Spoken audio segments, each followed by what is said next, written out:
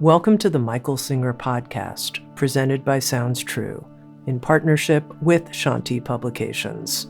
For more information about Michael Singer's work, access to all prior episodes, and information about upcoming releases, we invite you to join us at michaelsingerpodcast.com.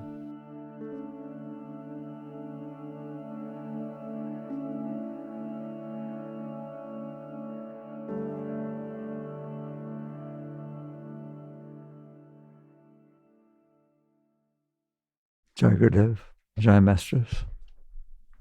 The more you grow, growth means personally, spiritually, everything, it's all the same. The more you realize that consciousness is everything. How we don't realize that, I have no idea. Because if you're not conscious of something, then it doesn't exist. Not for you. If you're conscious of something, then it exists. What consciousness is the awareness of being. You know you're in there. You know that you know you're in there. You know you have thoughts. You know you have emotions. You know you have a body. And you know that your senses pick up a world out there. What does that? Your hand doesn't know it's there. You know your hand is there. Your thoughts don't know you see them, but you see them.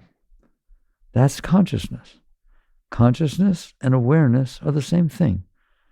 Why do we have to talk about that? Because you are it all the time. You've been it ever since you're born. On your deathbed, you'll know you're dying. So consciousness is what experiences. It's not the experience itself. The experience is something you're experiencing. So yoga and true spirituality is all about who is the experiencer, not what is the experience. That's the entire shift from spiritual to lost. That's the fall from the garden. They put forth the garden. Everything's wonderful. Everything's fine. There's not any problem. There's nothing. You're just merged with the divine, but you're aware that you're aware that you're aware. Aware of what? Aware of what you're aware of. It's subject, object. You're always the subject, and something else is the object. What's the difference what it is? All right? There's something out there. There's something in here, and you're aware of it. Why don't we know that? That becomes the magic that is literally what's meant by the fall from the garden. The fall from the garden is you're seated in consciousness. That's where you are. That's who you are. That's what you are. You're the conscious being that is aware that it is this being. But then there are objects of consciousness. So you're aware of those. There's rocks, there's people, there's things, there's animals, there's all kinds of things. I don't want to list them all. There's lots and lots and lots and lots and lots of different things. But there's one consciousness. If you see an otter, you see a deer, you see a roach, you see a person, you see a male, you see a female, it's you who's seen them all. That's what it means that we all are one. You're one. There's just one of you. There's myriad things that you're aware of. There's just one who's aware. Do you understand that? Were you here yesterday? How do you know? Were you in there yesterday? Okay. It's not there anymore, but you're still there. That's just it. You're that. That's what you are. So that's the garden. What do you mean? I don't like to say this to you because you don't like hearing it. There's nothing wrong. There's nothing right. Right and wrong are things you do about what you experienced. The experiencer is neither right nor wrong, nor good nor bad, nor high nor low, nor male nor female. Those are things you experience. You experience a female's body. You experience a male's body. You experience a male's emotions. You experience a female's emotions. Whatever. Those are things you experience. Nobody's denying that. There are different experiences, are they not? Red is a different experience than blue. How do you know? Because I'm experiencing them. And they experience differently. The Buddhists say everything has its nature. Blue has its nature. Red has its nature. Loud has its nature. Soft has its nature. Male has its nature. Female has its nature. How do you know? Because you experience them. You experience the nature of things. So what's this fall from the garden? I'm not leaving you. I'm going to stay in the garden a little bit. Everything you experience is something you experience. There's a snake. You experience a snake. But what if it's scary? Then you experience scary. You're experiencing what you're experiencing. There's nothing wrong with that. There's nothing right with that. There are myriad and myriad and myriad and myriad things to experience. So what? There's only one of you experiencing them. And when you were little, you experienced, didn't you? Was it the same you in there who looked in the mirror when you were 5 years old, 10 years old, who looks in there now? But you don't see the same thing, do you? But you're still in there. Have you been in there the whole time? Answer me. See, you know these things. You don't learn them. You remember, you realize, but nobody talks about it at that level, okay? So you're in there. So I'm staying in the garden. What does that mean? It means it's just, why are there things? Because God created them. Why? It's none of your business. Okay? I told you what Mayor Baba said, on a whim. And that's not whimsical. That's very, very deep. If you're a great musician and all of a sudden you start playing freeform, how did you decide to hit that note? There's no answer, is there? It's just on a whim, all right? As you're dancing, you're a beautiful classical dancer. Why'd you move your hand that way? There's no answer. So on a whim is not whimsical. On a whim is free, it's open, there's no reason, there's no logic, there's no mind, there's no past, there's no present. There's just flow. There's being. And it expressed itself that way. Can't be wrong. The Scream, the painting, a very famous painting, and then there's these beautiful Monets and Renoirs. There's nothing wrong or right with any of them. They're just expressions of God, of the divine force. Everything that exists was created by one force, omnipresent, omniscient, omnipotent. That's what you say about God, right? Not 2 arms and 2 legs and a beard, okay? It's just basically, we've been through that. It's hard not to talk about it. Why? Because science has proven that. It's unbelievable. They've gotten down to, I'd like to discuss it. I'm not going to discuss it, right? Just a minute. They have looked through all of this form, all these myriad and myriad and myriad of things. I can't name them. There's so many all over the place. And they found out, well, not really. They're all just molecules floating around, which really are just atoms, aren't they? All of it. It's atoms. Look at the periodic. Somebody told me that 2 days ago was the periodic table day. All right? I don't know. But in any event, I have a periodic table in my study. I pronoun to it. Why? There's a few boxes. Well, I don't know, natural 98 or something, but that's not very many. But there's just a whole busload of each one of them. But that's all the differentiation there is. So really, consciousness is only experiencing those things when it looks outside. But then you find out that's not true either. Why? Because they went further down. I told you I wouldn't talk about it. They went further down. They found that every single atom, every one of those little boxes on that periodic table is made of 3 things: electrons, neutrons, and protons. You know that, don't you? Whoa. So now there's not a whole lot of differentiation, is there? I said there were boatloads and boatloads. No, there aren't. There's electron, neutron, and protons. And just different numbers of them put themselves together and they make the different elements. Right? There aren't electrons, neutrons, or protons. They went past that. They have broken apart protons and neutrons. Electrons are elementary. They don't break apart. But neutrons and protons, they have broken them apart. And that's what quantum physics is about. They broke them down into their subatomic nature. And so protons break apart into 2 up quarks and a down quark. What's a quark? They didn't know first, but there was these little things that broke apart. When they collided them for a billionth of a second, these little things popped out. They could see the differentiation. And that's what quantum physics studies. It studies down there at that level. And what did they find? We'll skip everything complicated. What did they find? There are not electrons and protons. There are not quarks, bosons, and these different things. There's just a field that vibrates. Listen to me. This is not theory. This is what they're finding in science. All science. Chinese, American, Russian, they all find the same thing. There's just, when you go far enough down, there's just a field. They call it the quantum field. So there's a field, and these wavelets get agitated in that field, like little, if you drop a leaf into a still lake, what happens? You get vibrations, right? That's all the universe is made of, is those vibrations. That's what's down there. Things vibrating, then hitting each other and combining together and forming electron, neutron, protons all the way up. And that's the entire universe. All the stars, all the galaxies are made of that field. That's an omnipresent field. Okay? So God, the field, created everything.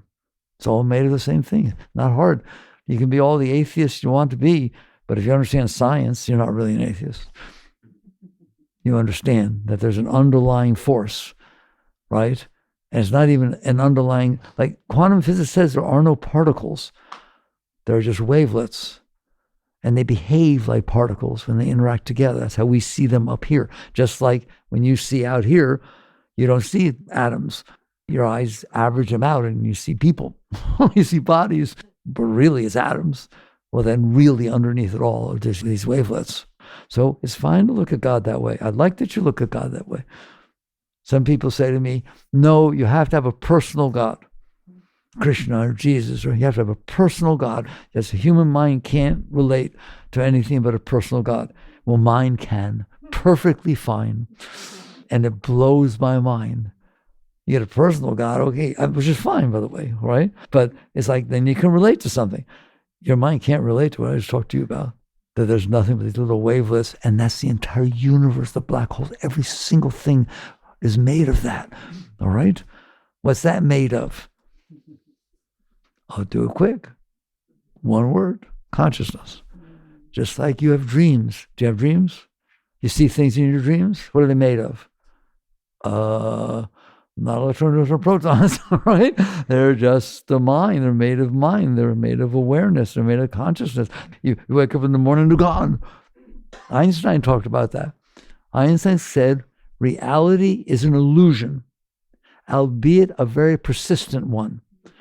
So when you wake up in the morning, your dresser's still there, the bed's still there. It is not there unless those wavelets are creating them every single millisecond, microsecond. It's not like God created, there's the big lie. God created the heavens and earth. No. God is creating the heaven and earth.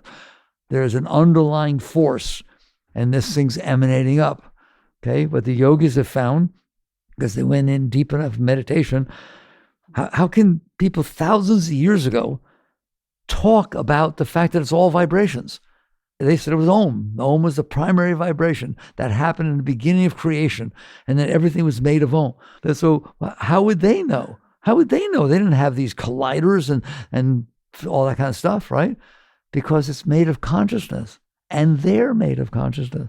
They went in and meditated deep enough inside to where they returned to their seat of consciousness. And when they returned to the seat of pure consciousness, they merged with the universe. That's what enlightenment is. That's why there are pictures on the wall. That's what great masters experienced. In Autobiography of a Yogi, Yogananda has a chapter called My Experience in Cosmic Consciousness. What does it mean? He went out. He merged. He felt, you feel your foot and your hand as your body. He felt every single star, every galaxy expanding out at the edges of eternity at the speed of light. That's what he felt. He felt the oneness of merger. That's where Buddha went. That's where Christ meant by my Father and I are one. So that's what consciousness is. It's, oh my God. Yes, oh my God. What's the fall from the garden? So what does that mean? That means consciousness, God, the universe, the infinite, the eternal, expressed itself. And what came out was all of this, all over, everywhere. trillions of galaxies, each one with hundreds of billions of stars, and your little star is one of them. Your sun is one of those stars. Pretty big stuff. It should blow your mind. It's a good thing to do. All right? All right. So what is the fall from the garden? So now we're existing in that state. It's all consciousness, and it's experiencing itself. Like you experience your dream, it's experiencing itself. There's nothing wrong or good. I hope you're not so weird that if you have a bad dream, you wake up and it bothers you all day. It's a dream. If you have a good dream, fine, it's a dream. What's the difference? And so you wake up and you let it go. Good, I had a nice experience. That's what this is. It's just God expressing God's self. And there it is. So what happened? Believe it or not, there are two key words to the fall: distraction and identification. That is it. What do you mean? Can you get distracted? Can your consciousness get distracted? What does that mean? It's focused on one of the many things, and all of a sudden it's focused on another. And it didn't decide. It didn't say, oh, I think I'll look at that one. That's not distracted. It's I'm looking at this one, next thing I know I'm looking at that one. It pulled my consciousness, let's talk about it. It pulled my consciousness toward the other object. I did not decide to do it. If you're deciding to do it, you're not distracted. That's an act of will. But you do get distracted. Yes or no? I got the right crew? So at any given time, you hear a sound, you're distracted. A thought comes up, get distracted. A feeling comes up, you get distracted. Things, creation, things, pull your consciousness toward them. That is called getting distracted. Okay? And that is they talk about the original sin, the fall from the garden. Ready? You were one. You're the divine consciousness experiencing his own creation. What a beautiful thing. You're the greatest artist, the greatest musician, playing and listening to their artwork. What a beautiful thing. Just lost in the merger of they say that when the experience and the experiencer become one. You know the deep teachings. When the experiencer and the experience are no longer separate. You could get so lost in music that happens. You can get so lost in a hug, in an intimate moment that happens. The consciousness ceases to be subject-object. It just becomes one. It's a beautiful experience, isn't it? So what happens? Here I am, everything, experiencing myself, but also experiencing the part of creation that consciousness is experiencing. I'm not going to give you the reason, but something happens. What? For some reason, that's up to God. I don't talk about it. An object of consciousness draws consciousness down to it enough to now the separation. That object, that rattlesnake in front of you is not the same as the grass that's around it. It pulls your consciousness down into it. You get distracted by it. Fair enough? Now, what happens then? Because it pulled divine consciousness, that's the Chit Shakti, the force of the universe, creation, because it pulled that down to focus on that object. It pulled the power of the divine down onto that object. It leaves an impression. That object is no longer the same as every other object. You will not think about the grass again, but you will think about the rattlesnake. So it makes a lasting impression. If everything made a lasting impression, you'd be bananas. There's clouds, there's people, there's noise, there's this, there's that. There's all going on. And all of it goes right through. Every single one of you are 99.9% enlightened. How much is happening? It just goes through. There's all these people in the room, and there's all these colors, and all these sounds, and there's all these things. And you're still listening.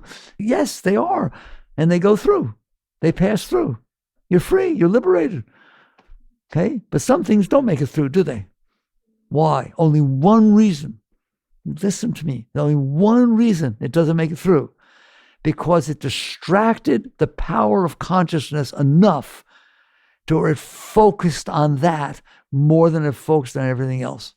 And the minute it did that, it left an impression. Can you let that impression go? Of course you can. Something happened, you saw something, you thought it was a snake, but it was a rope, right? It bothered you for a day or two, and then it's a rope, it's gone, you let it go. It doesn't have to leave a lasting impression. Are you understanding what distraction does? It pulls the power of consciousness down to that object of distraction, which makes it different than everything else. Okay? That's the birth of duality. It's all one, but it's not one then, because it's conscious experiencing that one thing more than everything else. Now, you don't do that, right? They say for every boy and girl, there's just one love. And oh, okay, I see. So one person's more special than somebody else? Not. It's all God. It's all one. But boy, we don't live like that, do we? We get rather distracted by and we have impressions. So now I won't go into paint the whole world for you because you can figure it out.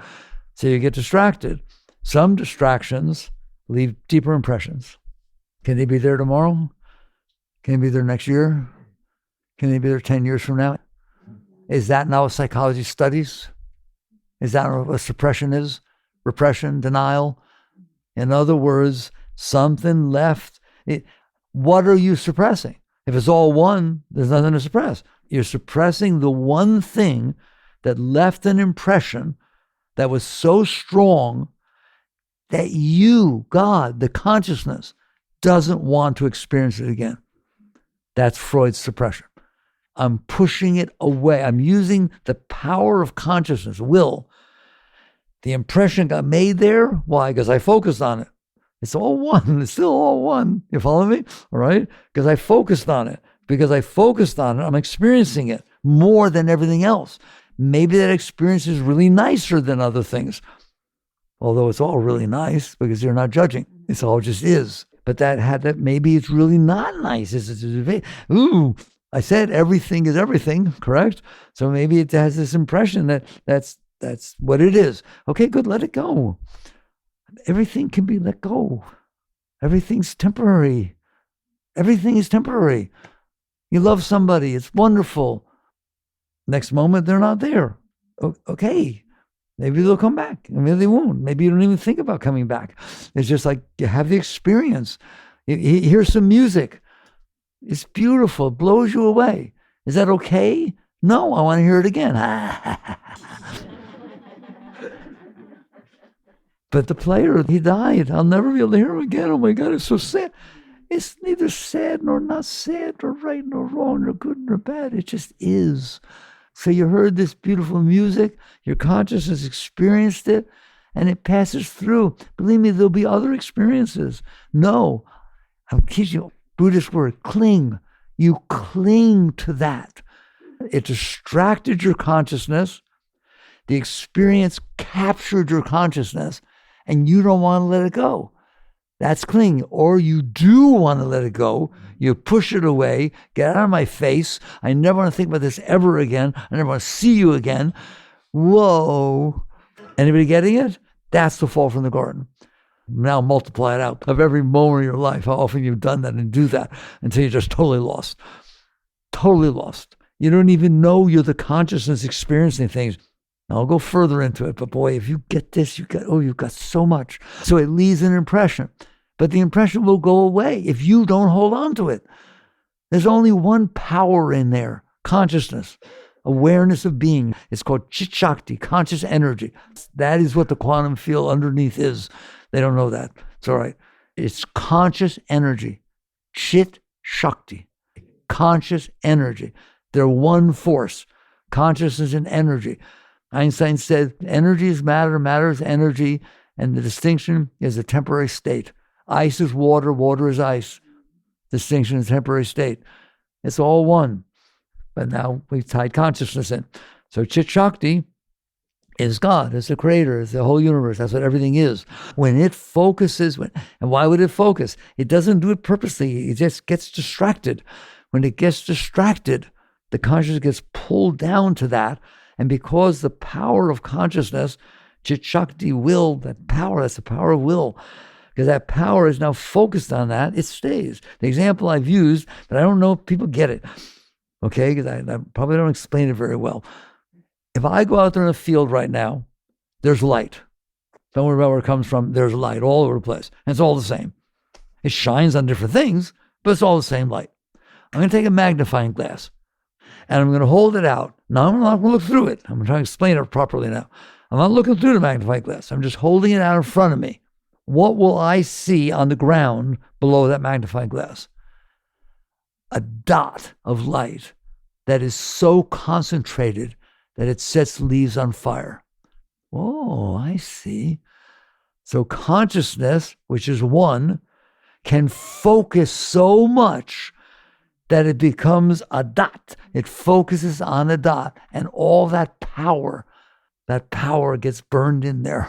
The more you focus your consciousness on an object, the longer that object will stay, and the deeper impression it will make. And at some point, I'll just do it quickly with one thing, is something happened, and you focused on it, and it wasn't comfortable, and now it's still there.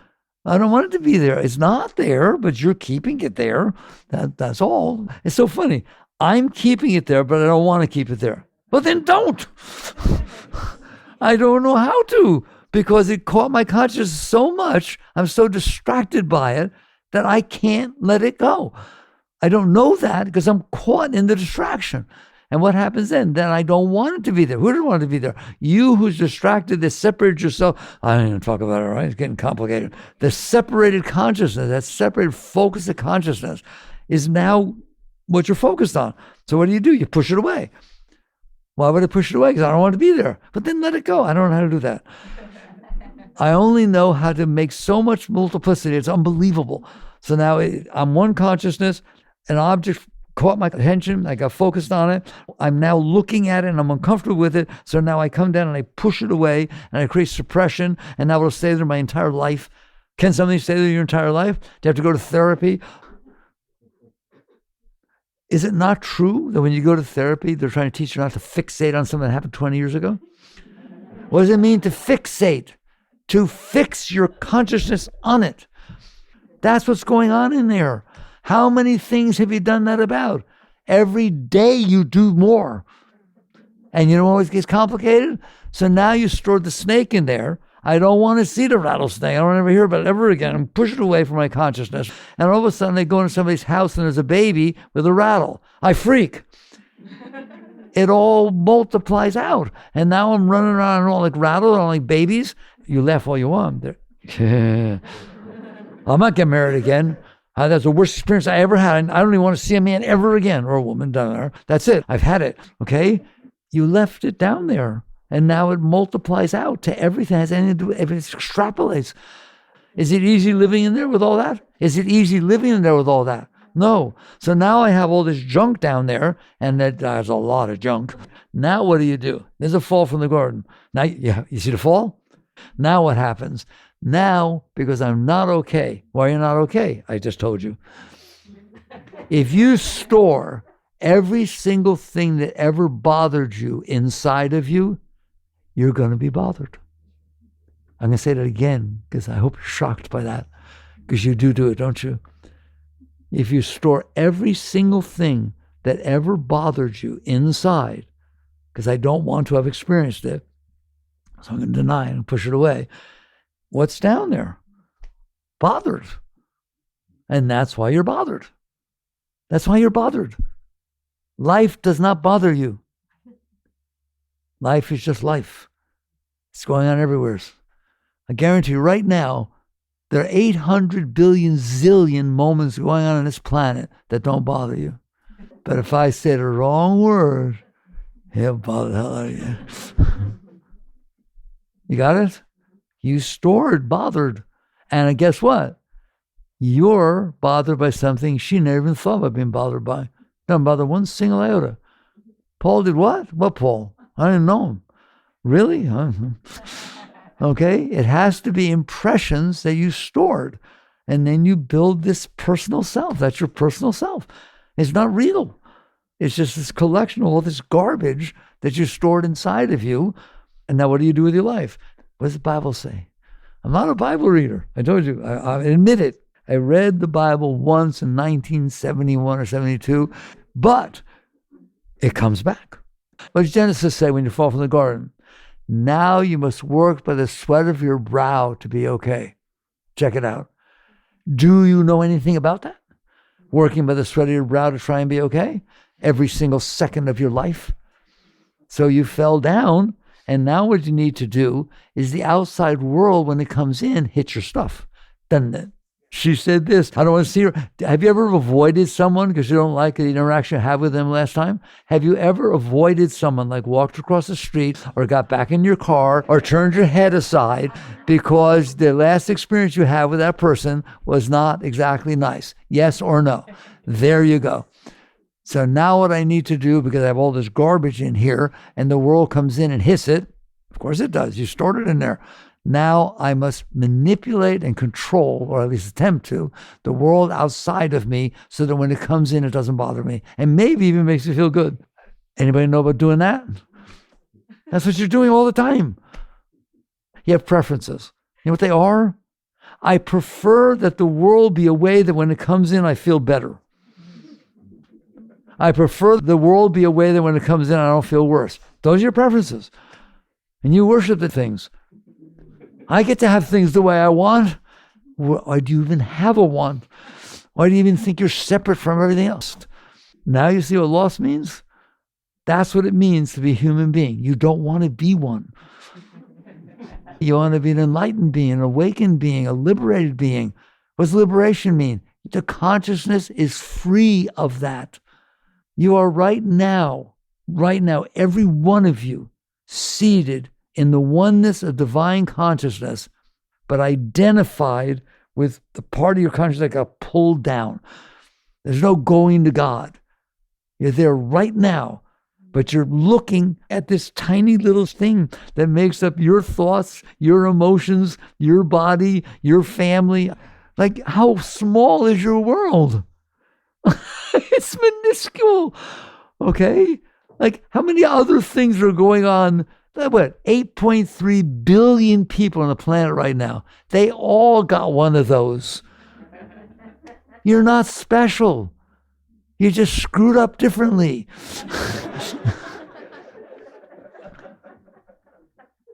You had different experiences. Those experiences left impressions on you. They distracted your consciousness.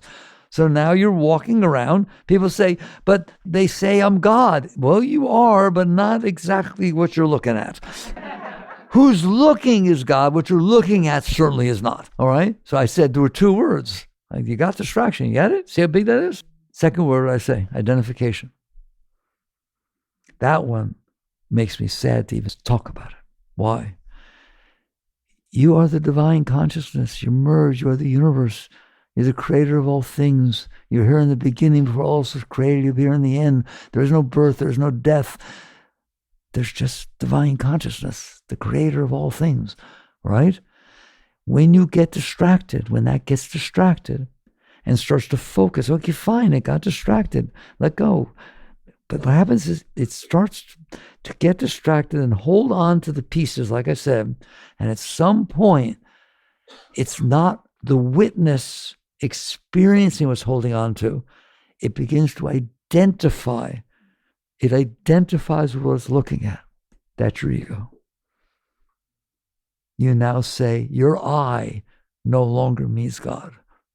When Christ said, my Father and I are one, that's the divine's I.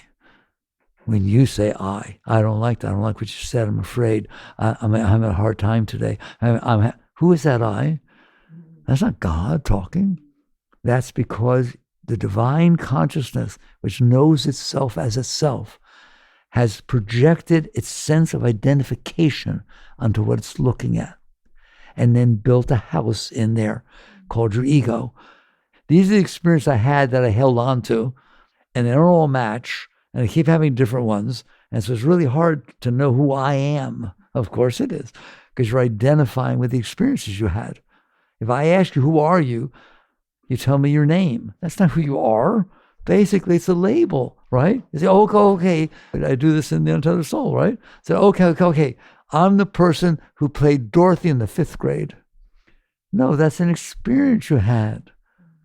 That's not who you are. You're the one that had that experience. If you didn't play Dorothy in the 5th grade, you don't exist? Okay, I understand. Okay, I am Saul's wife. Okay, and before you met Saul, you didn't exist. You're not these things. You're not your experiences. You're the experiencer. But you have identified, literally, you've taken the sense of self and falsely identified it with this collection that you stored inside. And how I know you did that, how strong that is? Here, I'm a good musician. How do you know? Everyone tells me I'm a good musician. I love playing. I'm a great musician. Everybody knows me. There, that's my self-concept. All of a sudden, someone comes up to you while you're playing your favorite song, man. You're playing that thing, right? And the person goes, oh my God, stop. That's disgusting. How you feel? It didn't match your self-concept, did it? You understand that? You built this thing in there. And you've defined that as who you are. It's not who you are. All right? I'm not going to do it again because it's very complicated how it gets, right? You're a very complicated human being. You sure are. You are the sum of your learned experiences, and you've had totally different experiences than everybody else, and you did different things with them, and you built this thing in your mind, didn't you? Your ego is in your mind. Freud defined ego as part of the structure of the mind. Okay? Let's just do it. I love Freud. He didn't get out. I read a lot of his stuff back in college. I didn't even see one iota of witness consciousness, of anything like that. But he was very brilliant. He studied other people's minds. Most of them were institutionalized, not so healthy minds. And he came up with his theory. There was an id. What is that? You have basic animal bodily drives and needs and this kind of stuff, all right? The id is your body's representative in the mind. Your body's not your mind. It's something you look at, something you deal with. But in your mind, there are these impressions coming from your body, and you have these thoughts, don't you? Okay? You have all kinds of thoughts. Don't get caught up in the sex thoughts that you focus on, right? But you have all kinds of thoughts. I'm hungry, I'm tired, and this and that. I'm afraid to get hurt. It's just basic animal instinct stuff. And then you have this other part of your mind called the superego. What is that? Has anybody laid a trip on your head and told you how you're supposed to behave and not behave and you were wrong? I can't believe you did that. I'm so ashamed of you. No, parents don't do that, do they? Excuse me. Has anybody built a concept inside your mind of how you're supposed to be? That's your superego. That's just another part of the thought patterns in the mind. So now we got a battle going on. We got the primal expressing itself in the mind. And we have this, don't you? Your skirt is too short. How could you do that? Look, your long hair, you're supposed to be a man. Right? You just get all the junk gets laid on top of your head. That talks in there too, doesn't it? All right? Okay. And what Freud said is, it's hard to live in there, all that stuff going on. So I need to develop some sort of part of my mind that tries to be at peace or in harmony with all that different stuff. And so what you do, you take pieces from everything, you put it all together, and you develop what's called a self-concept. Oh, I see. This is who I am.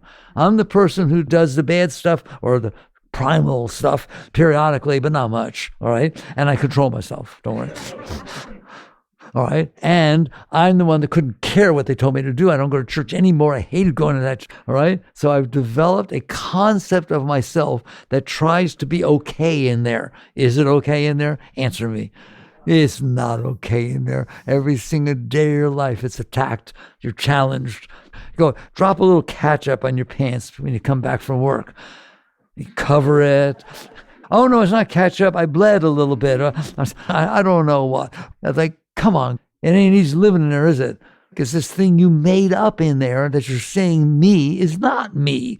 Like the favorite one I like, and I don't like talking this way, but you should listen. Have you ever been in a relationship and you're very needy and somebody says, I'm leaving. No, I don't like the way you are anymore. I don't feel comfortable with you. And what comes out of your mouth is, through tears, no, I can change. I can change. Just tell me how you want me to be. Tell me what part you don't like. I can change. I swear I can. Here's a minute, your entire ego's a lie. Have you ever tried to change to please somebody else? It means you weren't real. You were just trying to make something up so that when you present it, it can be accepted because you can't handle living in there.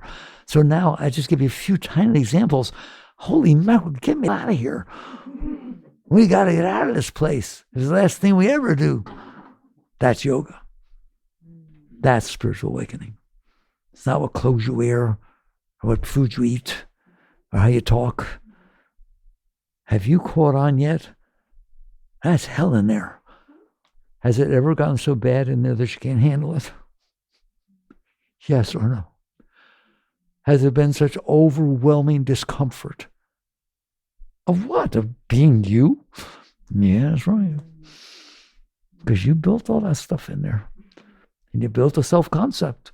And you're afraid to be, anybody afraid of being rejected? Of course you are. Because it's fake. You know it is. You know it is.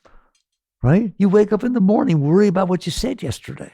Has anybody ever had a discussion with somebody, even a friend, and walked away, and the mind said, oh my God, I shouldn't have said that. I wonder if that bother. How can you tolerate living in there? And guess what? You can't. All right? So now I've painted the picture of the fall from the garden. Do you not work by the sweat of your brow to try to be okay? You manipulate everything. Okay. It's all consciousness. All right? We went to go back. There's nothing even out here. You did all this. The same consciousness created creation and is experiencing it. Isn't that beautiful? Well, maybe it could be. Not in me, it ain't. Those little quantum wavelets better behave today. I got up on the wrong side of the bed. All right? It is not supposed to be like that in there. That's what all the great ones have taught you. You miss the message of Christ. I'm a nice Jewish yogi. I don't care. I love Christ. If you look at his life, he didn't have a really nice one. And he handled it quite well. Didn't he? Forgive them, Lord. They know not what they do. As they're nailing him with their cross. Are you kidding me? Right? Thieves on both sides of him. Don't worry about it because you believe you'll be with me in heaven. No negativity. You understand that? Just complete. And every teaching, if you get down to the Sermon on the Mount, please catch on. He taught you are not your ego. In other words, he even said, you must die to be reborn.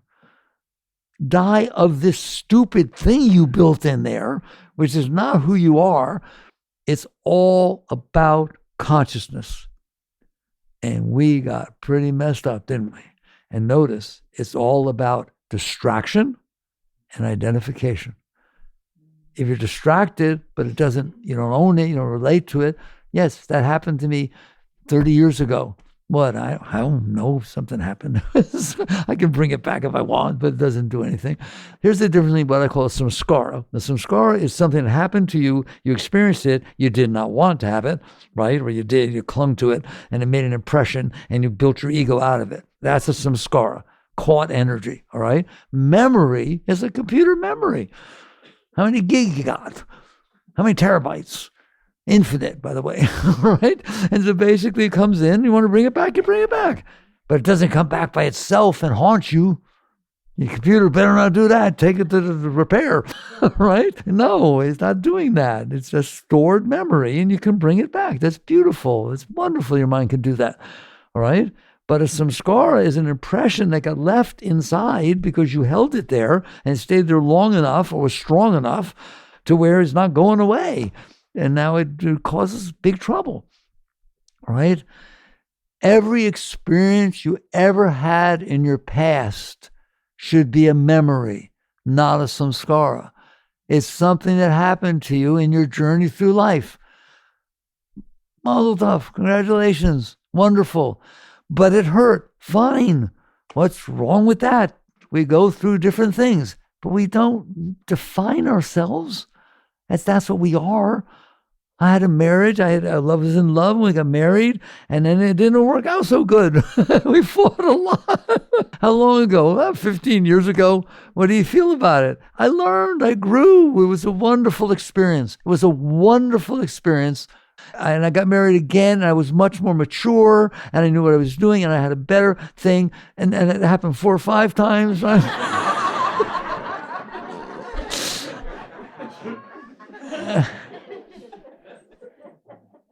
And I just kept learning, right?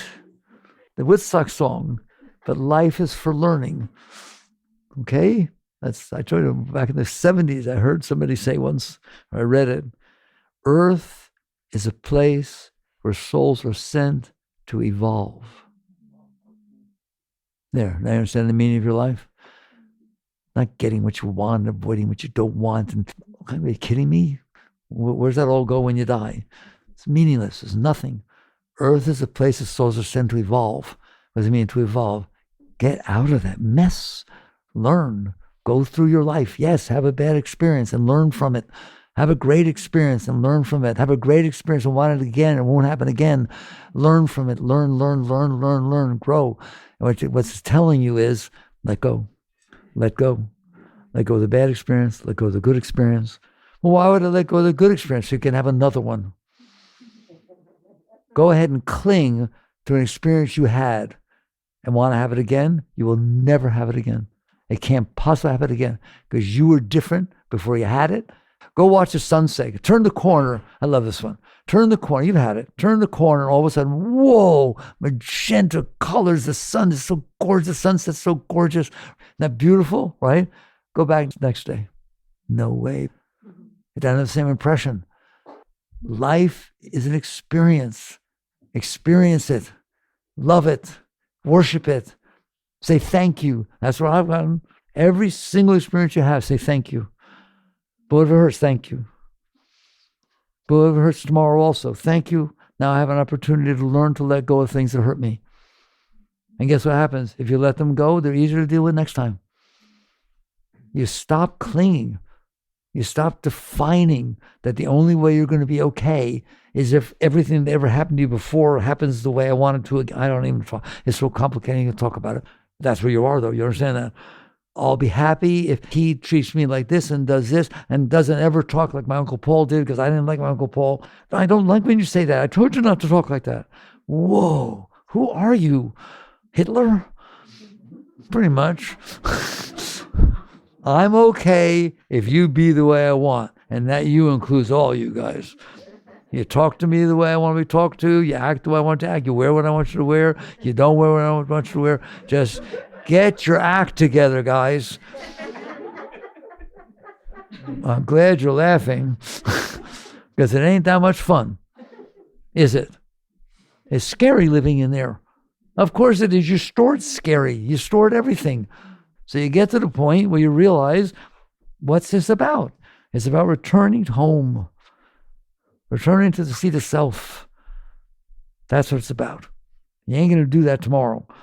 You wake up and realize, I did all this.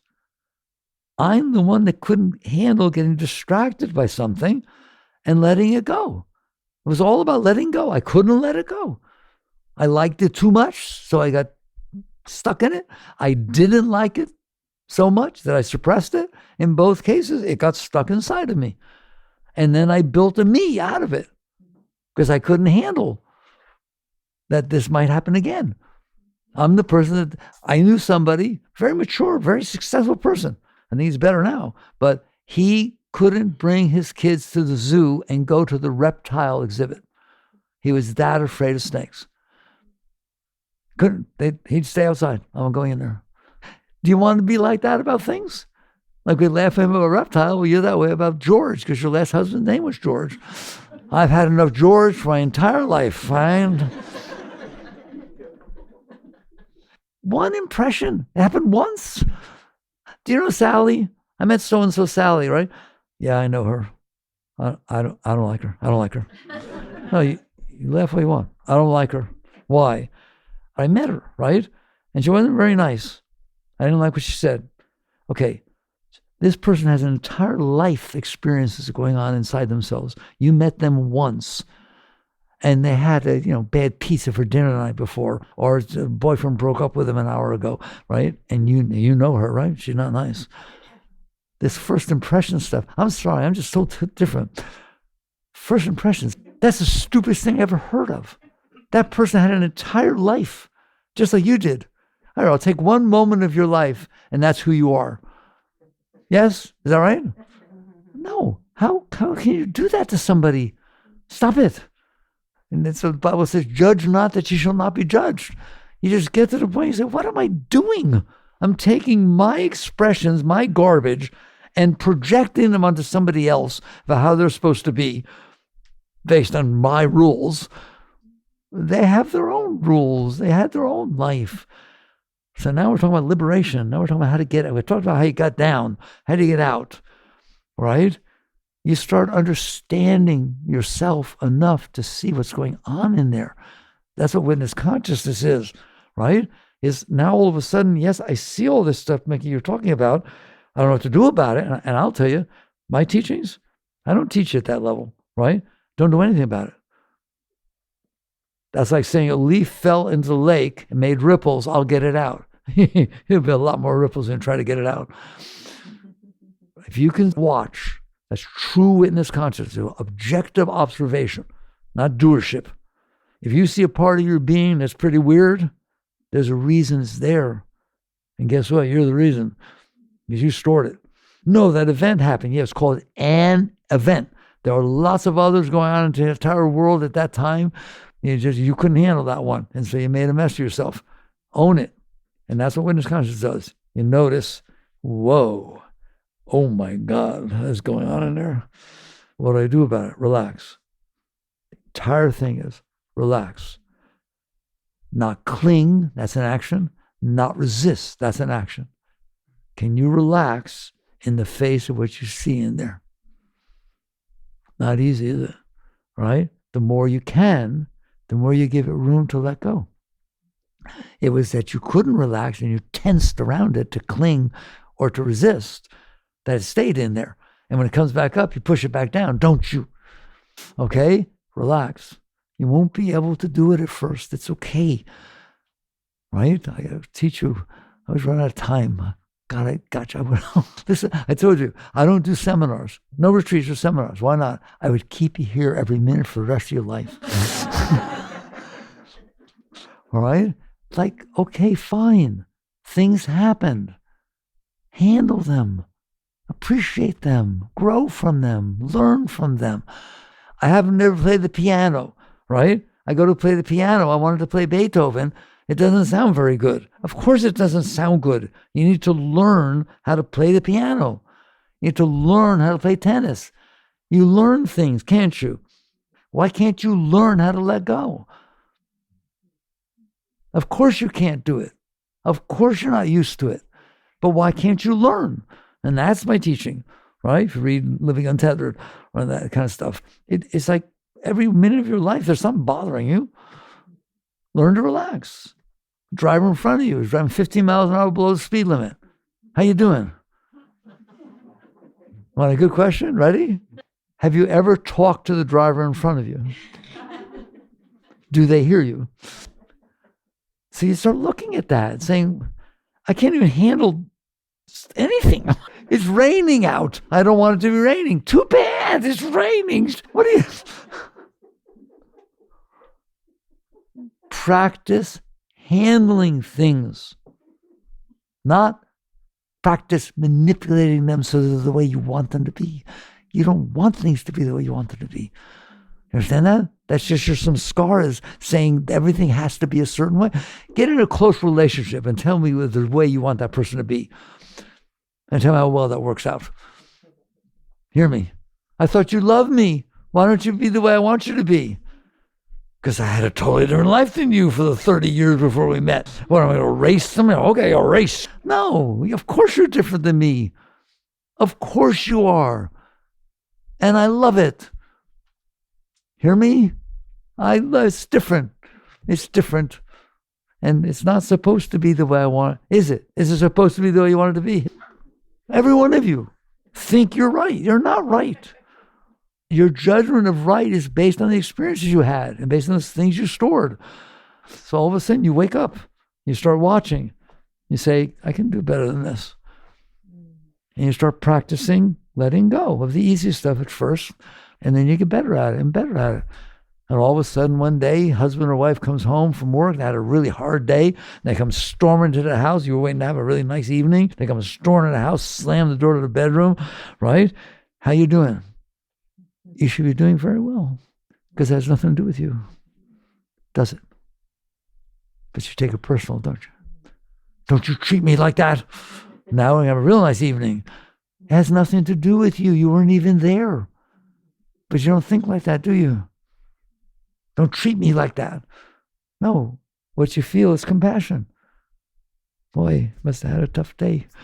Let's make sure we're nice when they come out. Make me cry, right? Those are the teachings, aren't they? And so you start working with yourself to let go of yourself. And the more you do, the freer you become. The freer you become, the more you feel happiness, because you're not taking it away from yourself. Driver in front of you is driving slower than you want to go. Watch your thoughts. I do it. That could be my grandmother. And the last year she's allowed to drive, why don't we tailgate her and beep? And you start to feel compassion. You start to feel love, where you would have felt resentment and tension. You have complete control in there. You're the only one in there. There's no one else in there, just you. It's a single occupancy apartment. Get to work. Free yourself. And then what happens? I'll do it quickly.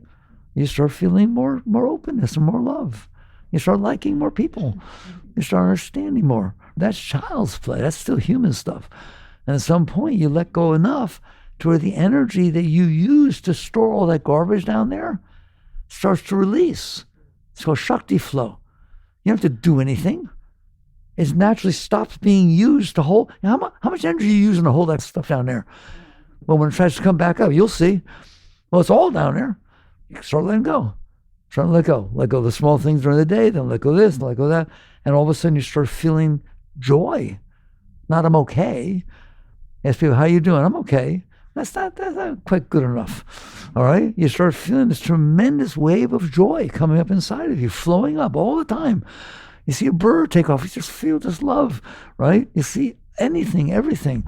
And then it starts to get so beautiful that it distracts you. You get distracted by the love. You get distracted by this flow of Shakti, this upward flow of spirit that's coming out inside of you.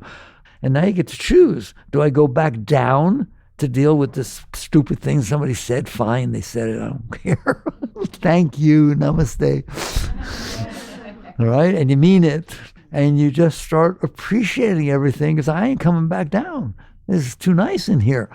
Right? Then that ain't nothing. I told you I would close it out at some point, right? It starts getting so strong that it challenges your separateness. Okay, I'm me experiencing this beautiful Shakti. No, you're not. You are the Shakti. You're the divine oneness. Chit Shakti, the same thing, but I still have this sense of separateness. You understand that? I'm talking really high now. They were the great ones went, right? And what happens though, it's like a vacuum cleaner. It starts pulling you up. This was pulling you down. Now this is pulling you up. And the great ones let go. They let go. And when they let go, they merged. And that's what the word yoga means. Merger, oneness. That's who you are. That's what's going on inside of you. If you're suffering, you caused it. I'm not blaming you because, we all go through our stuff. All right? But understand, you're a great being. You're a very great being. You're not some little wimpy human that's only okay if everything's exactly the way you want it to be, fighting with everything, struggling. No. Free yourself. Free yourself. Jagrata.